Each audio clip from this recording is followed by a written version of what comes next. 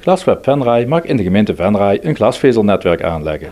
Een nipte meerderheid van de gemeenteraad stemde dinsdagavond in met de noodzakelijke garantstelling. Het besluit werd met grote vreugde begroet, meldde voorzitter Martin Hoebe van de Burgercoöperatie woensdag tijdens een persconferentie in het gemeentehuis.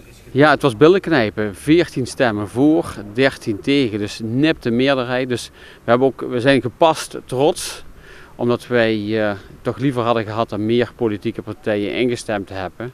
Ook omdat wij een burgerinitiatief zijn opgezet door de wijkraden en door de dorpsraden. Dus Venray breed gedragen. Ja, en dan hadden we toch liever gehad dat meer politieke partijen hadden ingestemd met dit mooie plan. De gemeente staat garant voor de financiering van het project, dat maximaal 17,5 miljoen euro kost. Ja, we vragen nogal wat van de gemeente. We vragen namelijk een garantstelling van 17,5 miljoen euro. En dat is niet niks. En enkele partijen die vinden het initiatief keigoed, maar die vinden de garantstelling te hoog. Glasweb Venray richt de blik op de toekomst. We kunnen nu verder. Nu is de financiering feitelijk, de kaders zijn geregeld. De gemeente in samenwerking met ons, met de coöperatie Glasweb Venray, gaat de financiering uitwerken. Er zijn verschillende opties. Maar het is wel een feit dat de financiering rond is. En we willen eind dit jaar op 14 december willen we de eerste schop in de grond. Wij gaan aanleggen per POP. En POP is een huisje waar alle glasvezelkabels vanuit de woningen, vanuit het bedrijf bij elkaar komen. En die POP die wordt ergens gesitueerd. We gaan aan de westkant van Venray gaan we beginnen. Dus de dorpen Merselo, Vredepeel en IJsselstein, daar gaan we beginnen. En waar precies de eerste aansluiting gaat komen weten we nog niet, maar dus wel aan de westkant. CDA-raadslid Petra van Duinhoven, bestuurslid van Glasweb, stemde dinsdagavond mee. Zij vond dat er integriteit niet in het geding was. Haar stem was uiteindelijk doorslaggevend. Gisteravond heb ik gezeten als raadslid voor het CDA.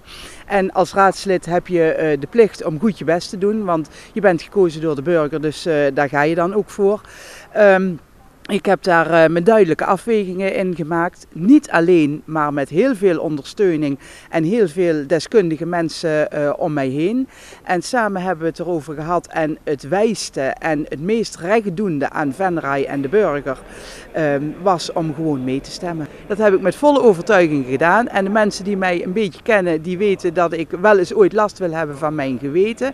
Heb ik op dit moment niet, omdat ja, zeg maar, het kader gewoon correct is en de mensen van Venray het verdienen dat je ook doet waar je voor gekozen bent. En dat is stemmen op het moment dat er gestemd moet worden. Ja. Over de integriteitsdiscussie, ja, die krijg je dan altijd? Ja, die krijg je altijd, maar integriteit is natuurlijk zo'n begrip wat iedereen op zijn eigen manier uit kan en wil en ook mag leggen. Het kader waarbinnen je als raadslid werkt voor wat betreft het stuk integriteit hebben we een tweetal weken geleden nog met de mensen van de raad besproken. Ieder raadslid kon daar aanwezig zijn. Daar is ook door de raadsgriffiers en nog een andere deskundige uit den landen uitgelegd hoe dat dit soort dingen werken. Mensen hebben daar ook hun vragen neer kunnen leggen. Het is toen nog een keer besproken. En ja, dat heeft mij extra gesterkt in het maken van mijn keuze om gewoon toch mee te stemmen.